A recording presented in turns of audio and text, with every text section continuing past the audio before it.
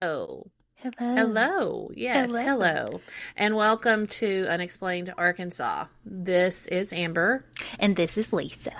and this is episode number 39, The Blue Light Rapist. Yes. And that was like a really serious intro. God. Yes. Okay. Yikes. Serious okay, so subject. this one is going to be a very serious subject. So we do need to give out a big trigger warning to everyone. If this Trigger kind warning. of subject matter bothers you, then this is probably not the episode for you. And that is Yes. okay. We are totally, we understand. Just skip and go to the next one or the last one, which was super duper funny. So, Yes. yeah. So Yes. Lisa is the one doing the story today. So this will be a Yes. two-parter. So this is actually going to be part one. So Part Lisa, one. what have you found out about this case? Because I will tell you that this is like cemented in my memory, like in the 90s. I remember my mom and my grandmother constantly talking about it and constantly worrying about me getting in the car, when I was 16 and Yes. just learning to drive and driving on my own, in the mid to late 90s, right? Which is Yes. the peak blue light rapist time period. And in Arkansas, you say the word blue light, people automatically think about that situation. It was just Yes. absolutely huge. It was a huge deal. It was very huge. And as we get rolling, yes, like it is what it is. And for very good reason, your grandma and mom were concerned and we Yes. knew about it. So, yes. So, like Amber said, this material is very mature. It's going to be graphic. It's not kid-friendly material. We are dealing with, sexual assault, rape. So, yeah. So, whatever you need to do. But I would say 13 plus, maybe older, whatever you think. Maybe even older. I don't know. Yeah, whatever you're, you feel. Parental discretion is Yes. advised. Yes, for sure. So, and likely, like you said, so being a teenager in the late 90s, like you heard the stories. You knew about the blue light rapist. You at least knew those words. And I'll be honest, like, that's all I kind of knew. You knew a man was driving around in a cop-like vehicle with a blue light. You knew he was roaming dark, lonely stretches of highway. And he could be anywhere, any highway. That was the Yes. scariest part to me and to my grandma and my mom was that he could be anywhere. Yeah, anywhere. He And was I pulling mean, over. Yeah, and you stop when a cop pulls you over. I mean, you unless you want to go to jail, you stop. And so that I think is what the scariest part of it was because what were you going to do? Keep going? Like somebody pulls you over on a dark, desolate road, and you're all by yourself. You're a woman or whatever. Do you stop or and take the chance? Or do you keep going to a more well-lit area and, maybe get in worse trouble for not stopping? That is the problem. That was the huge problem. That was the problem. Yeah. Yes, because this was all brand new. So, we were hearing, so, you hear the blue light rapist was pulling over young women and then raping them. And when I was hearing this, in 95, 96, 97, I thought, there's no way, after you hear this, there's no way you're going to pull over for someone. You were scared. You were scared to pull over. And I honestly thought, I didn't realize that I just thought these women were getting raped and killed. And I was petrified. Like you heard about it and, I did not know. I don't know about, well, you're different, you aged differently, but I watched a lot of news, but Yes. I wanted to be a reporter and a journalist Yes. at a very weirdly young age. Yes. And so I was watching like news shows, very quickly after I stopped watching cartoons, which is weird. Yes. Yeah. Yeah, you watched the news and you probably read the paper. I did I told not. you I the was- news. Yeah, I was like, I'm not, I was a teenager. I was like, I'm not into the outside world. So, Yeah. I was living in my world. Yeah. So, and now that I have, a daughter that is driving, I think that was the first thing that I told her when she started to drive, which she's we're talking fresh driver, is I was like, if you get pulled over, if someone, if a cop, like, you do not have to roll down, they'll tell you do not have to roll down your window. I told her to leave her window cracked, leave her doors locked. Yes, definitely. Lock your doors, crack your window. And also, the big thing is pull over into a well-lit area. They tell you, you can drive to any type of, like a police station, a fire. I told her a fire station is a good place, a hospital even. Like anywhere. Could you call the local dispatch or 911 and say someone's trying to pull me over and we're in a very desolate place? Yeah. I think nowadays, I think it's very okay to be like, I need to see your badge, and then check that out. I think it's definitely. But the biggest thing I tell her is not to be on a desolate highway. Yes, alone. I don't let that happen at this point. And I know that back in the 90s in rural Arkansas, that wasn't really possible. So we'll kind of get into these situations. But, this happened 30 years ago, and it's still ingrained in your head. It's ingrained in my head. Oh, yeah. And the fear is real. Like, I'm not pulling over for people, I mean, Ted Bundy pretended to be a cop too, not with a blue light, but he did pretend to pull people over, and he had a badge. So just saying. Yeah. I mean, this is not the only case of a blue light attacker, blue light rapist. No. This is not the only case. The other states had their own situations that I found. So, but this is the Arkansas, the blue light rapist. So yes, but there's been people all over. I think in Georgia they had bouts of it. But anyway, so we will start at the beginning of the nightmare. So on November 30th, 1995, in Lee County, Arkansas, a young woman aged 21, and I will say her name was given as Darla. There was a podcast that I listened to, and a lot of the information that he took was from a book written by Timothy Kessler. And so he gave the lady the name Darla. Now, I did watch an episode of Dead Silent, which had interviews from Arkansas State Police retired investigators, and one was J.R. Howard, who has helped us out on some of our deals. Yeah, but he gave her the name Judy. Oh, so okay. I am going to call her Judy for this. And again, because of certain laws, especially when people are sexually assaulted, like their information is private. So not a lot of information is out unless they wish it to be out. So I will say the name Judy. Lee County is in the most mid-eastern region of our state. It's part of what we call the Arkansas Delta, which is rich in cotton and farming land, and it runs alongside the Mississippi River. So it is literally sandwiched right up against Mississippi there. Yeah. The current population of the whole county is 8,600 people. Oh, wow. That's small. That is desolate. We're using that word a lot today, but yes, that is a very, very small amount of people. To just put that in perspective, I think our county, White County, has about 100,000 people. So, see, I didn't know that. Wow. Yes. So I believe that's correct. And someone will correct me if I'm wrong. But so 8,600 for the whole county is very small. So this was a very rural area, and you can imagine how rural and how desolate it was in 1995. So if we're talking about, today's terms. And J.R. Howard, again, he's retired now, but he's with the Arkansas State Police, describes the area as remote, and most people in this time frame wouldn't even lock their doors. Like, this was very remote, farmland, farm families. You kind of probably know your neighbors, but you're not very close geographically. Right. They're probably miles down the road, but we're talking very rural situation.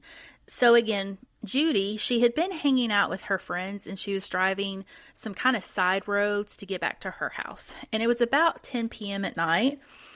And as she got kind of further out of town, away from her friend's house, headed to her own house, she noticed a vehicle was following her. And a blue light came on in this car. And she was kind of wondering, she's like, what did I do? Like, immediately, she thinks cop, and what did I do to get pulled over? Right. So she proceeds to pull over. She rolled down she rolled down her window like you do, and she was gathering up. So she was busy kind of doing what you do. She was gathering up her license and registration info. I'm sure she was going through her purse or her glove box.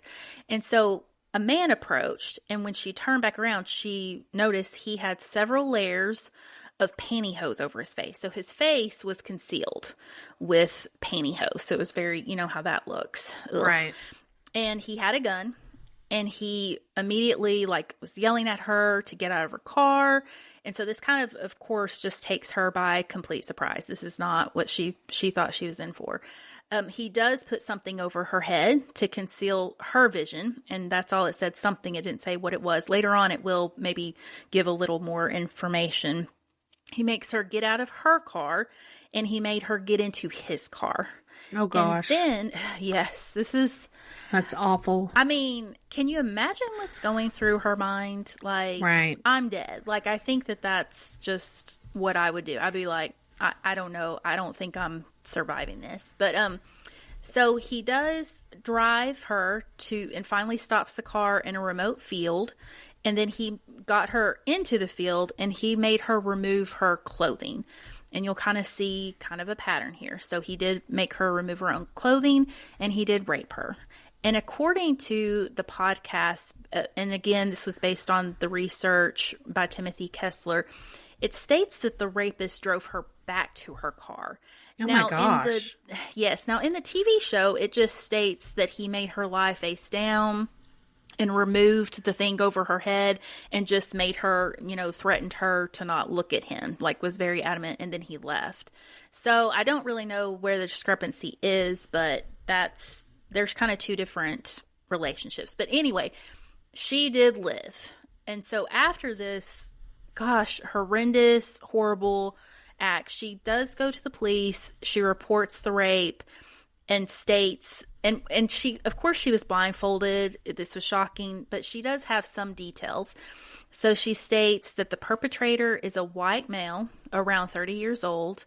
His voice was very deep and very hickish, like country voice. Okay. She said that the man was not clean. He was very messy and unkempt and smoked cigarettes and just reeked of it. And she did note that he was never physically violent with her. He didn't, other than the rape, he was not he wasn't mean. And you'll kind of see this over and over. This is just so weird, but there was nothing else done to her. There wasn't any hitting. There wasn't anything like that. And she does say, yeah, no hitting or anything. And then another fact was that the car, this was just kind of a weird thing, but the car had a bench-like seat situation. So it wasn't and it didn't really say if she was in the back seat or the front seat, if the front seat was a bench, you know how cars used to do that? Right. Or if the back seat. Nowadays, do any cars have a bench seat in front? I don't even know if any cars. So. There's always a console nowadays, it seems like. But again, not really sure if she was in. I'm assuming. I know when the docudrama show aired it, she was thrown into the back of the car. So, but that's all that she could really recount from the incident. So she did, of course, she did what she needed to do. She went to the police and reported all this. And this incident would make the news. So it was right away a news story. I would say maybe not all over the state. At that point, it could have maybe just been within the state. Kind of as we get further, we'll kind of talk about this. But so January 4th, that was November. So now a few months later, January 4th of 1996, so that was November of 95, an 18-year-old woman in Monroe County, which is adjacent to Lee County on the west side of Lee County, reported that she had been pulled over by what she thought was a cop, but she saw the man approaching with a mask and she sped away. She was no way. So fortunately for her, she wasn't messing around trying to get her license and registration. She actually was able to watch the man approach, and she was no. So she got away. Can you imagine being her? Oh my gosh. No. So she was, I can't even imagine that relief.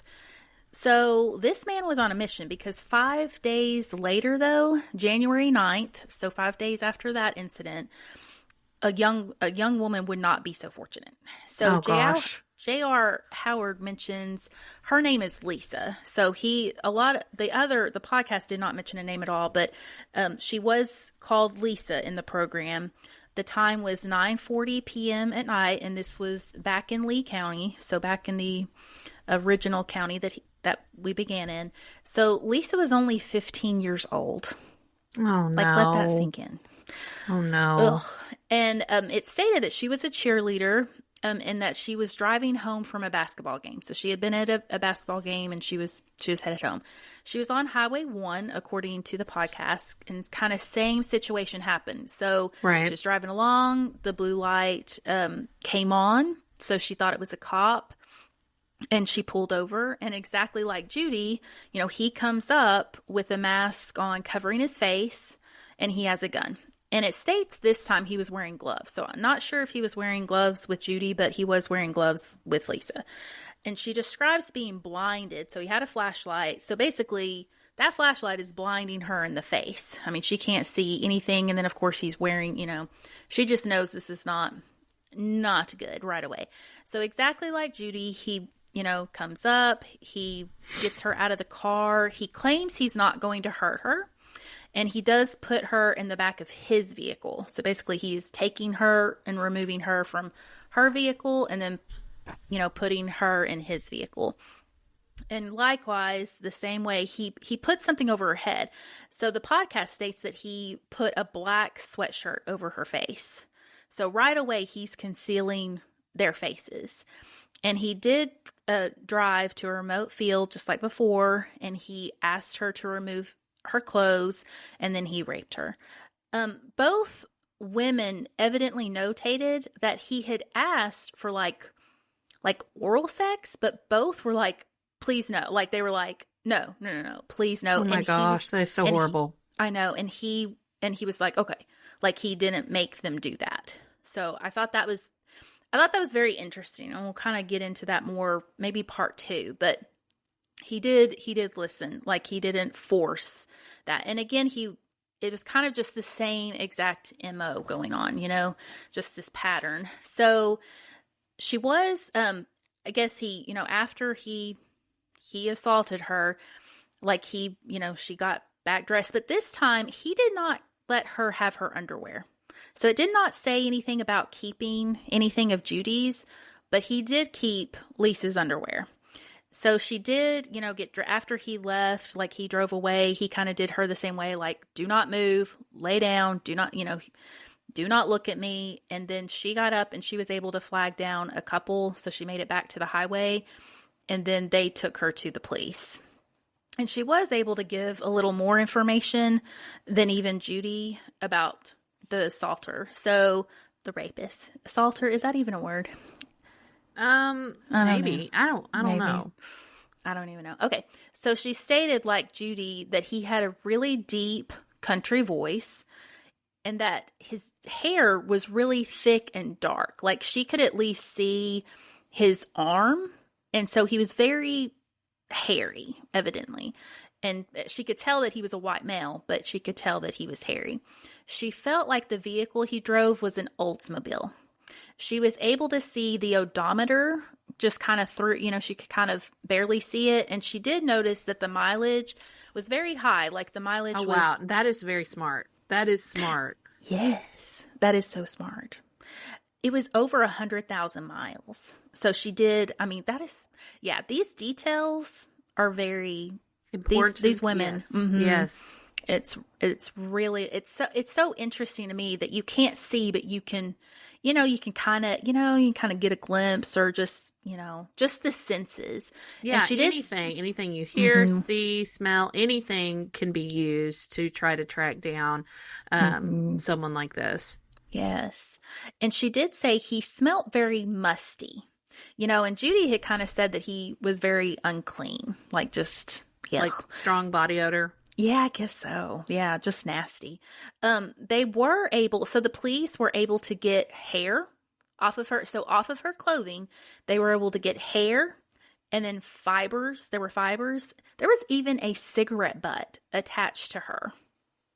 And so he wasn't getting more careful as he went, was he? Oh, no. He was like a hot mess of a person. And, yeah, it sounds like it. Yeah, it kind of relates to the fact that he was unclean, messy. Like, he wasn't really... And then, and they did get DNA from the rape kit. So they did a rape kit. I was going to ask about DNA because it's so iffy in the 90s, even the late 90s. Yeah. I mean, we knew DNA could tell us things by then, but it still wasn't It was a common. It wasn't common, but it was a common, Yeah, it was coming. It wasn't quite there yet. There were, I know, police officers and detectives that would get DNA samples knowing that someday they would be useful. Yes. And they were very on the brink here, like very just right there and doing testing. So they did get that. So that was good. Probably a good thing about it is that he definitely wasn't careful. Like, I mean, bad for the girls, but bad, good for finding him, or whatever. So after this point, so now you've got 2 of these rape victims. You have 2 extremely similar cases. I mean, these are like hitting. So the police are noticing that these 2 are aligning and they are afraid they've got a serial rapist at this point. So this is number 2. So not mentioned in the episode, but mentioned in the actual, I guess, book, that Kessler wrote. So January 16th of 1996, a woman enters the police station in Forest City. And Forest City is in St. Francis County, which is right to the north of Lee County. We're talking about maybe 18 miles Yeah, I'm sitting away. here. I have this big map of Arkansas beside me. I'm trying to... They're pretty close. Yeah, I'm trying to see the distance between them. I tried to actually look at the geography this time because remember when we first started, we'd be like, it's somewhere. Yeah. Oh, yeah. You know what we did. Yeah. They know what we did. It was hilarious, though. Okay, so this is, just very close geographically. So she reports that she was pulled over after leaving the Walmart and by what she thought was a cop. So she was pulled over and kind of just like the other victims, she notes that, the assailant came up wearing pantyhose. So he had the pantyhose thing going on over his face. He had a revolver and he told her to exit her vehicle and his voice was extremely deep and she said gravelly. And he did cover her head with some sort of bag that appeared to be like windbreaker material. So this time he had a bag.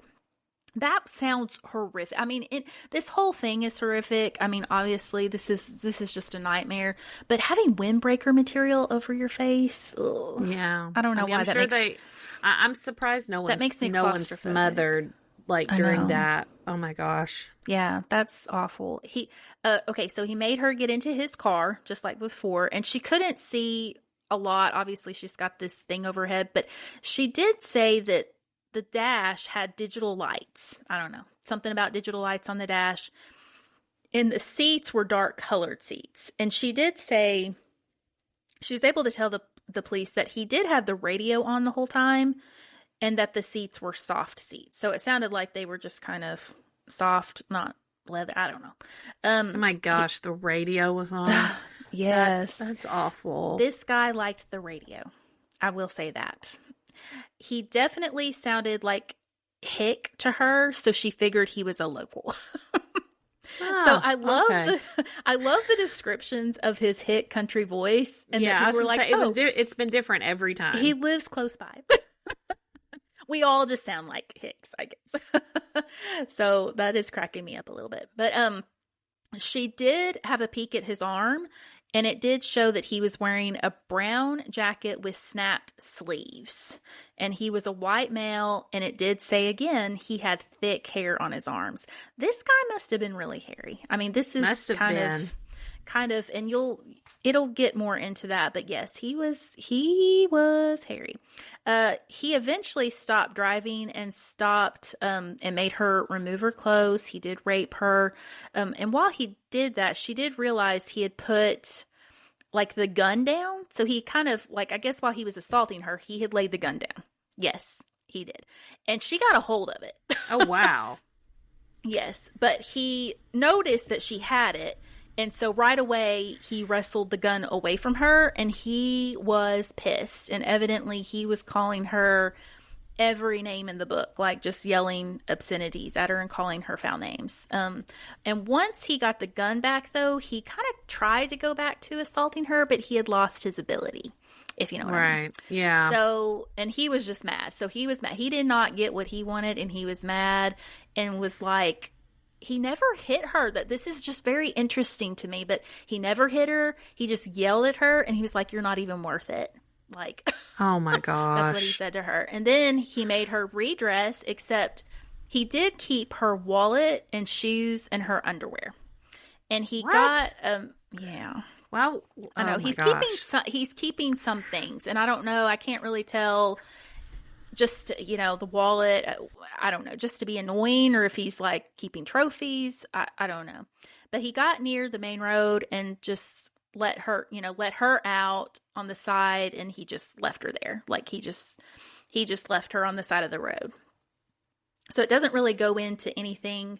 That was all that they mentioned in that episode. Like I said, they didn't even mention this in the Dead Silent, episode. And I will say we'll kind of get into this in part 2. There was so much information about him later on, but there was very limited information about the victims. And I did file an FOIA request with the state. They probably love me. They're probably like... probably so. They're probably like, really? You know, that's what I used to do for the police department here is people would file the FOIAs with me. I'd be like, oh my gosh, that annoying person is filing again. No, I'm kidding. Mm-hmm. Yes. So I'm that person, but I'm sure it's probably going to take months, especially if I imagine the case is very big, and if they haven't already... I mean, I would think that people have asked for it, so it should be redacted. I can't say that word. Yeah, I know what you're talking about, though. You know what I'm talking about. Yeah, I mean, and it should be, you know, something that is, it's pretty infamous, and something like that you would think they would have. I would think they've given it out before, so they should just keep those copies. I don't know how that works. But anyway, I have not heard back, so that's going to be maybe down the line if I get to go through the whole case to do a follow-up. So we're talking down the line. Because I'm still waiting for my FOIA request on Janie Ward, and they said it'd take months for the second investigation. Oh, wow. So stay tuned, people. But anyway, so... the blue light rapist will not actually make kind of another appearance. So this happened in January of 96. So he wouldn't make another appearance with the same MO until November. Okay. However, during this period, they would find out kind of later that they found out that he was doing some home invasions. Oh, wow. I didn't know that. Oh, yeah. So he was doing some home invasions. He was a little jack of all awful trades. So I'm going to get into this period of the home invasions, which June 26th of 1996, a 26-year-old woman reported to the Forest City, so he's back in Forest City, police that she had received a phone call that morning at 7 a.m. from a person calling themselves Spanky. Excuse me? Yes, you heard that correct. Yes. He mentioned he was going to come by and leave some money he owed to her husband, Tommy. Right after this, she let her dog out, like the back door or whatever, and when she did, she noticed a man standing there with a gun and a mask. And he stated that he was there to collect money that Tommy owed him. Oh my gosh. And then he ordered her into the bedroom. So her kids were in the house. Like, her husband had left for work, her kids were in the house, and she ended up fighting him. Like, she was not going down without a fight. I mean, she was worried about her kids, she was worried about herself. So he ended up leaving.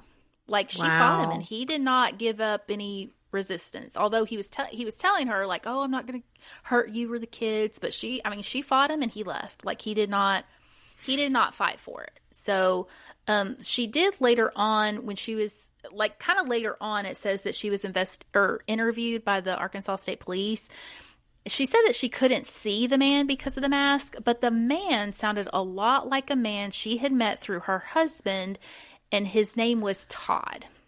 Really? That's what she remembered. Now, was it the pantyhose mask? Is that, or what mask was he wearing that time? She did not say.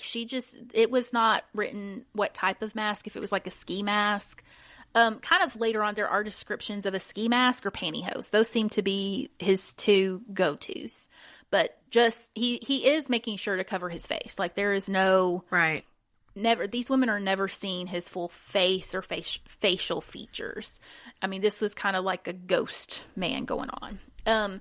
But she did say that she had met this, or she felt like she met this man, Todd, 6 years ago, and that they had gone to his house, like she had gone with her husband, to hang out at this dude's house. So she felt like it was him, but it had been a while. Does that make sense? Wow. And she did give them a last name. That's really interesting. Yes.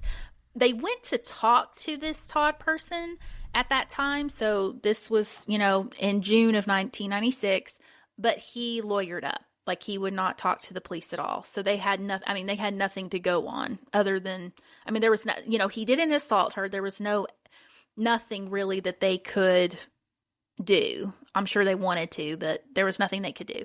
And the minute he lawyered up, they can't, they can't talk to him. So this kind of gets into another discrepancy between, and again, there was not a lot of information, unfortunately, about the victims. But there was a discrepancy between the book and podcast show again. And the show states that in November of 96 that a vehicle incident happened. But the podcast states that this incident was a home invasion. And that is okay. Yes, and that is what is described in the show. So what was described in the show as being November, the podcast states actually happened in January of 1997. Does that make sense? So yeah. if you go back and watch the show, there is a discrepancy. So I would think the podcast was a lot more detailed and it was based on the book. So I'm going to describe what they said in this next bit. So January, so that all happened in June, and then there was an incident, I think a home invasion in November again, kind of similar to the others. But in January 19th of 1997, now this is in Woodruff County. So this is 41 miles to the northwest of Lee County. So he's 41 miles out. And it all originated near Bald Knob. So this is like... Oh my gosh. Yes. This is like down the street from us. This is maybe like 10 miles from us as we sit right now. Gosh. Like, this is so very close to Searcy. So this is so scary. Why our parents, why everybody was on guard. Yeah, it was, we've talked in the past about certain cases that have made everyone in Arkansas on edge. Mm-hmm. And the West Memphis 3, of course, was one of those cases. But this was one of those cases. Everybody was on edge during the time of the blue light rapist. Mm-hmm. Definitely. I mean, this was in our backyard, as we say. I mean, so close. So this happened at 10:30 p.m. that night. It was a 19-year-old woman, does not list a name or anything. She was the victim. She was driving home from a friend's home. So it sounded like the friend lived in Bald Knob, and then she was driving more to like into Woodruff County situation, because Bald Knob is White County. So she was actually in White County driving to Woodruff County. So it did say that she noticed that she was kind of speeding. So she was kind of speeding through there. I know my friend Fran probably speeds through there. I just threw her under the bus, and I'm going to tell her that. She's a Woodruff County girl. But anyway, so she noticed that she was speeding, so she did slow down. And right kind of after that, she was nearing the White River Bridge near Augusta. So she was coming into Augusta when a car came up behind her and turned the blue light on. So she wasn't really surprised, because she had known that she had been speeding. So she was like, oh yeah, I was speeding. So she pulled over, I guess, after the bridge, and she was grabbing her information. And then she turned around like these women do, and a gun was in her face. And she screamed. And the man was like, I'm not going to hurt you. Yeah. And he was the same old bit, covered his face, gun. And he was like, I just need your car. That's what he said. Like, we just need your car. So he told her not to look at him, and he placed the sweatshirt over her head. like before, and he made her get into his car. And she said this sweatshirt was like very worn, like something that was just washed and washed and washed and kind of thin. And she could kind of see he had a mask on, so she could see kind of through it. And she felt like the vehicle that she was in or put into was a Bronco or an Explorer. So it was some type of SUV. And we will kind of remember these later on, the car situations will be discussed, okay? Oh, yeah, yeah. So he was wearing a camo jacket, and she said that he was a white male, 6 feet tall or so, which is aligning. She stated he drove her like 3 hours. He was driving for 3 hours, and the whole time the radio was on. Like, he had the radio on to an oldies but goodies station. Oh, God. Yeah. And he did pull over the only time he ever stopped was like a 20-minute stop to rape her. Oh, Evidently, no. he had pulled over to do that in the car. And she did note that he was chain smoking the whole time. So he was just like one cigarette after the other, And eventually he did stop, and he stopped the car, got her out of the car, told her to undress. And then he, did rape her, and he did this time keep her bra. So he's kept the underwear and past incidents, but this time he kept her bra. She did state afterward they were driving another 45 minutes before he stopped and made her go lay down in a pasture, just face down. She still had this thing over her head, so he kind of removes it. But this time he did get over her. So this is scary, guys. So he did go over her, and he took his gun and he pulled the trigger. And it did not, it just kind of clicked. And he did that 2 more times. He basically did kind of a Russian roulette situation with her. Oh, my gosh. He then stated, because it didn't go off, he stated that she was a lucky charm and that she needed to thank God for her 9 lives. That's what he said to her. And then he ended up actually keeping her bra, shoes, and wallet. So once he left... What's up with the shoes? Maybe just to make it more difficult for them to run or get away, because he's, I guess, biding time for himself. I don't know. Maybe he just wants to keep their shoes. I don't know. That's weird. Maybe he likes lady shoes. I don't know. That's very weird. Ponder that. So she did run, she got up, ran in her socks only, and she ended up finding a farm home, maybe, down the road, and they called the sheriff's department for her. And this was still in White County? So this was, he drove forever. So he actually picked her up somewhere in Woodruff County, but it doesn't say where they ended up, where they landed. I mean, he drove for hours. He drove a long time.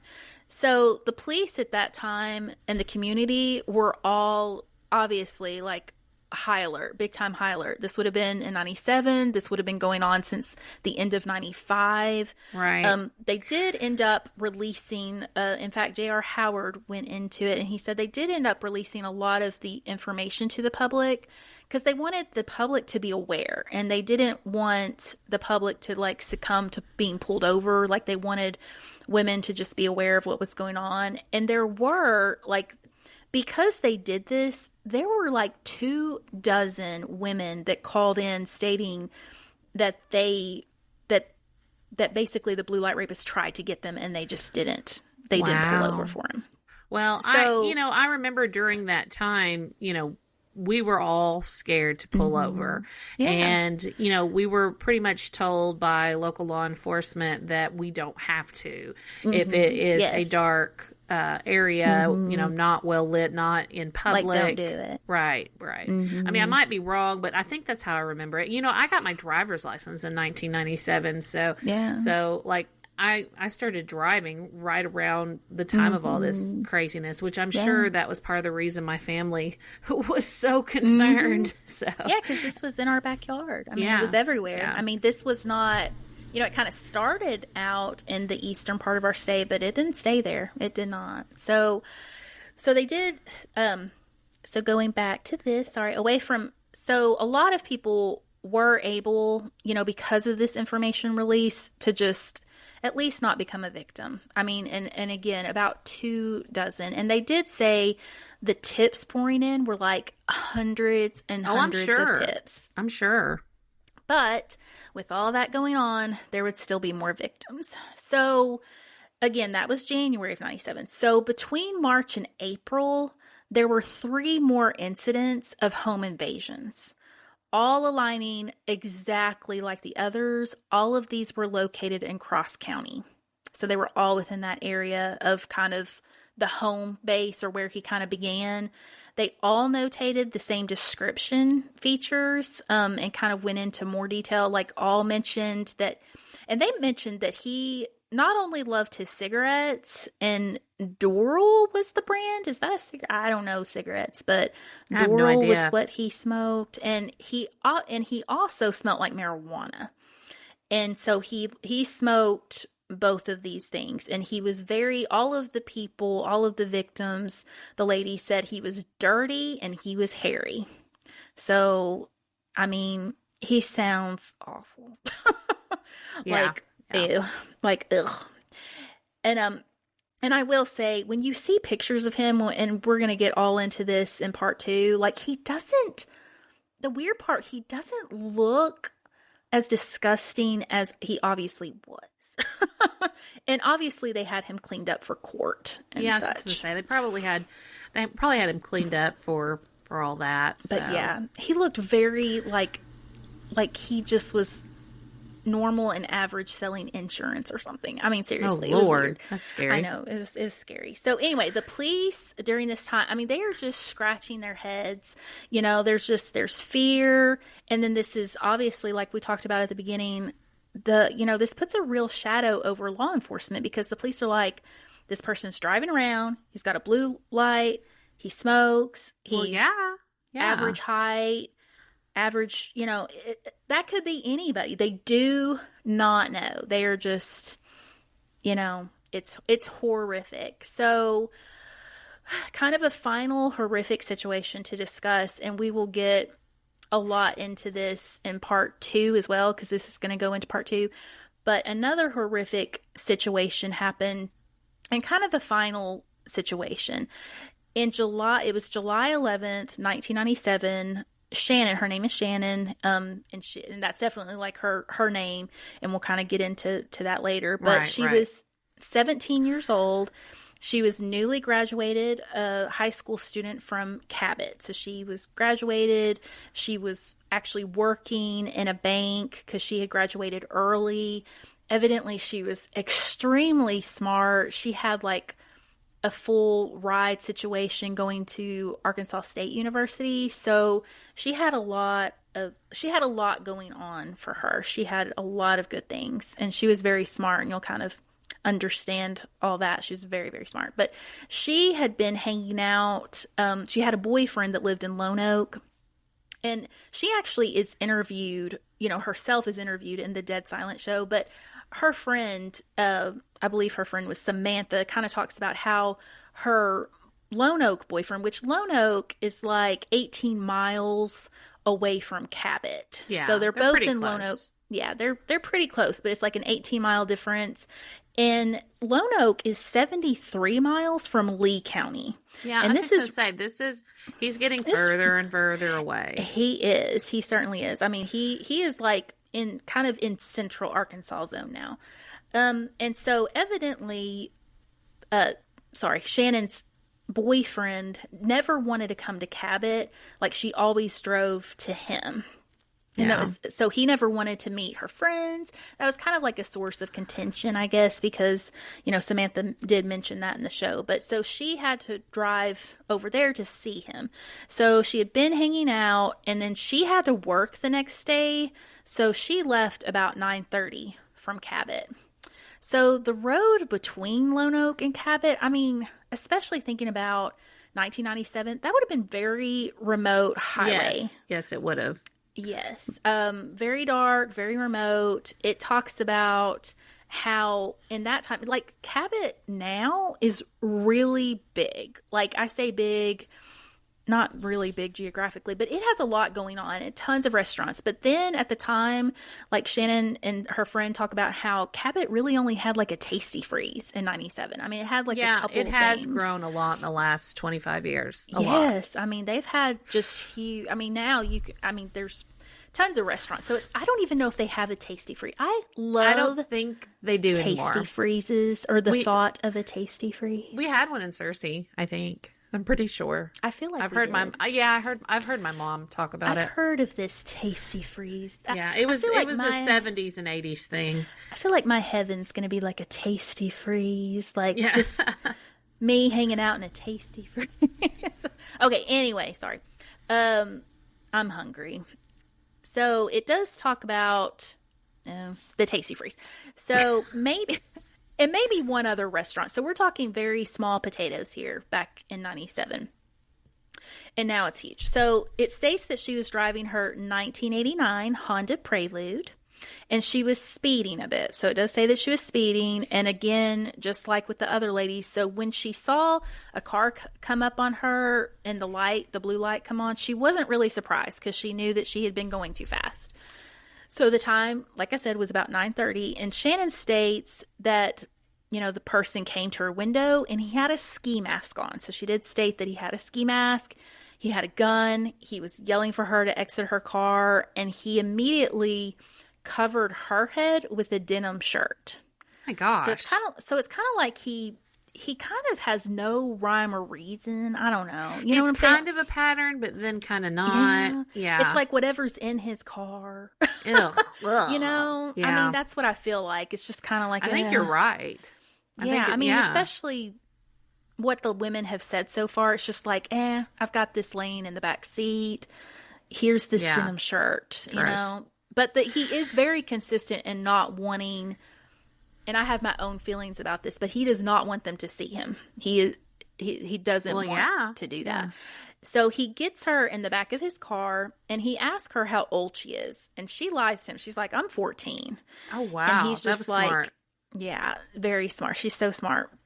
And he's like, in the show, it shows him kind of scoffing and calling her a liar, but I don't know if he knew. I don't know if he got her wallet. He probably took her wallet because these people have their wallets out. They think he's a cop. So he probably did look at her license and was like, no, you're not. You're not. You're 17.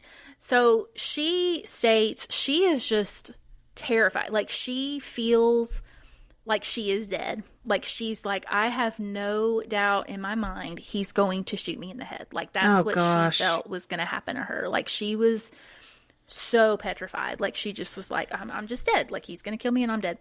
So again, she was super smart. She decided, okay, if I live through this, I'm going to take the best mental notes I can. Right. So she was going to remember and just every detail. Notate. Wow. Mm-hmm. So she does remember. So this is what she was able to convey to the police. So she remembered the interior was vinyl. She was like, the car reeked of cigarettes. His voice was really deep and gruff. And he drove her to a house. So he was driving her, but this time, it's been fields, it's been this and that. He drove her to a home. Oh, wow. So of course, she's blindfolded. He does like tape her eyes shut. He tapes her eyes shut. So she is like blindfolded. She cannot see, but he leads her like inside the home. And she's trying to listen to like the sound, like she can hear like the bugs and she can feel like things under her feet. Like she felt like the house was in a wooded area. Like that's what she felt like. So she was just trying to take every note she could. And she said he gets her in the house. He took a beer from the fridge and she was just like, and I guess he opened it kind of like, how you do, just right beside her. And she was like, I still to this day cannot stand the smell of beer. Like, oh my gosh, I bet. It's probably very triggering, I'm sure. And, he turns on the radio. He likes the radio. So he turns on the radio. Her eyes are taped shut. And he makes her, like, remove her clothes. And he kind of, just, again, trying to keep her from seeing him. So he makes her remove her clothes. But she didn't really want to at first. So then he got forceful. So he kind of put the gun, she stated that he kind of put the gun in her face. It was like, do it, just kind of getting forceful. He still, like, and again, this is so interesting. He still has never hit these women. Like, he is not beating them. He is not hitting them. Oh, wow. Yeah. It's just very interesting. Anywho.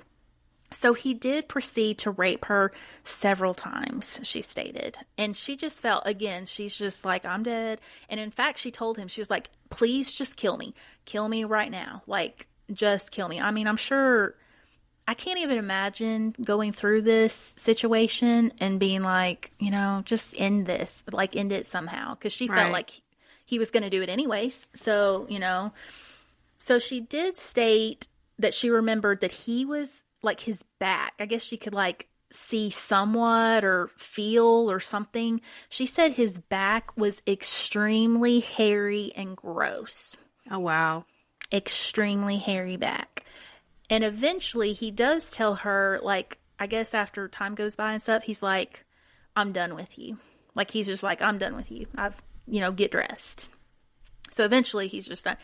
And he did put her back in the car. So she thought about running. So she is still, her tape is still over her eyes. Okay. And she thought about running, but she was like, I cannot see. I have no idea where I am. So she was like, he is surely just going to drive me somewhere and drop me and kill me. Like, and that's what I would assume too. I don't know. Right. Me too. But eventually he did stop in a field and he even, like, he makes them face, like, head down, like, face down in the dirt. And then he did, like, kind of cut it so she would eventually, it's like he's, it's so weird. It's almost like he's being pleasant. You know what I'm saying? Like, nice to, or thinking about them, which is insane. But he cuts it so she could eventually see. But he says to count to 100. And so she did. And he, and she's like, surely he's going to shoot her, but he didn't. And so she, she heard him drive away. And she was just like stunned because she thought, why didn't he kill me? Like, why am I alive? Like, she was just stunned. And she had it was pitch black. She had no idea what to do. So she was like, she just kind of started to walk and she was so afraid that she was going to come back to the house where he had her. Like, because she didn't know, like, how far he drove or whatever. I mean, she just didn't know. So eventually she did come to a house and luckily, it wasn't that house. And luckily the people helped her and they called the police. So this poor girl. So after all of that, she has to do all these interviews. She has to sit through hours all the forensic stuff. Oh yeah. And then so they took her, and of course she was very detailed with the description of him, the car, the house. Like, she was really helping the police out with all the information that she could give them. And after all this, she was taken to Arkansas Children's Hospital, down in Little Rock, and she did the rape kit and such. So she didn't even get back home to her house in Cabot until, like, that night. So, we're talking a whole 24 hours of just unbelievable hell. Like, just oh my hell. gosh. So this was, of course, 97. After Shannon's ordeal, the Arkansas State Police did form the Blue Light Rapist Task Force. So they did form the task force. In the interviews, J.R. Howard stated that there were 10 investigators working the case, and that brought back all the victims in. They were re-interviewing, trying to just glean any more information out of the victims. And more of the victims did remember the hairy back. Right. So keep that in your thoughts. So this is where I'm going to cut off. This is all of, part 1. Part 2, we will go into more of the investigation, capturing how they got him, aftermath of the Blue Light Rapist. So stay tuned. So wow, this was heavy. This was some heavy subject matter, and a lot of it, I didn't know, like, the details of it. So I didn't. Yeah, this is just tragic, traumatic. It was a really terrible time in recent Arkansas history, and so wow, terrible. Okay, so part 2, we will look into the investigation and how he was caught, court, all of it, and maybe there's by a lot then there. Maybe by then they'll have your FOIA. Something. We'll see. Maybe something. Like, I know with Janie Ward, they did give me some, it's like, here's the first part, and then the second part will take months and months. Yeah. Well, maybe they'll give you something before we tape again, but I don't know. They were honest with me, and I will give a shout out to the attorney. I think his name is Mr. Roach with the Arkansas State Police, because he was very nice to me. Oh, good. Good. So, but he probably saw my request and was like, no, thank you. I tried to be nice to everyone asking for, records and every journalist. And I would be, I'd be like sometimes clenching my teeth, with some of the reporters. But most of the time, I was very pleasant. The sweetest ones that ever asked for stuff were Allison Courtney and Presley. Oh. Yeah, they were so sweet. And I would give them anything they asked for. So, that I could. It was still under investigation. Yeah. Legally. Yeah. That they were, and I gave everybody everything I could, but I did it with a smile for them because they were so sweet. Yeah. Well, I try to be sweet too, and I'm like, yeah, right. Go listen to our podcast. Yeah, right. Yeah. What? No, I'm kidding. I'm joking, Lisa. Andy loves me, but I do crack a little lip on the Andy. I just have to be like, we got to focus. Yeah. It's just, the FOIA, you have to be very, very careful, and you do have to give them everything that is available. And sometimes it does take time, because if you leave anything out and they find out you left it out, then you could get in trouble. So, it's a deal. It's a deal. It's a job. That's why that's what my job really was. I did press releases and things like that too, but I mostly got this FOIA crap together. And, it would one case could take, like you said, a very long time to put together, but you do have a certain deadline that you have to meet, unless it's, something by law. And they do have to spell it out, which he did. Yeah. So that was on the Janie Ward, which was great. Yeah. All I'm saying, I would get everything to people in time and whatever they requested, but sometimes I would do it with a smile and sometimes not, depending on how they asked. So that is the truth. So I'll have to send him a Christmas gift, one of our merch. Yeah. Okie dokie. Okay, so a little bit of just the typical ending. So please listen, share, support. People ask how to support. Please support us by rating us with a 5-star on wherever you're listening. Please go to YouTube. Everybody has a YouTube, and subscribe, listen, share. Go on our Facebook. You can find on Instagram. Send us mail, and you'll get shout-outs. Hey, and I'm digging this Patreon. I was the one that was a little iffy about it at first, because I'm like, yes, but Patreon. I'm just, but I'm loving it, because I like the Scary Heifers show that we're doing. It's so much fun. We had a blast. Heifers. Yeah. Yes. We are. If you want the goods, go become a member of Patreon, and you get Scary Heifer. Yeah, we talk to you randomly during the day. We have our own little group chat with our Patreon people, and then we have access to Scary Heifers, because Lisa and I are the Scary Heifers that like to review movies. Scariest of heifers. The scariest of heifers. Yep, that's right. Yes. So and all this will be available on Facebook. If you want to get to our Patreon, please go to our YouTube. We need more YouTube support. Yes, more YouTube for sure. And although it's amazing how much it's grown, but we really do need more views. So that helps us. But, I think YouTube and Audible are the places we need the most help right now. We are killing it on Apple and Spotify. Yes. Which is okay. That we appreciate it. But I will say I had one more little tidbit. I lost it. Maybe. No. Yeah, it's gone. I don't even know. I'll say it next time. Yeah. Okie dokie. All right. Okay. All right. Well, that's it. Thank you guys very much. And we will be back with the second part of this. And you guys have a great week. We'll talk to you later. Bye. Yay. Bye.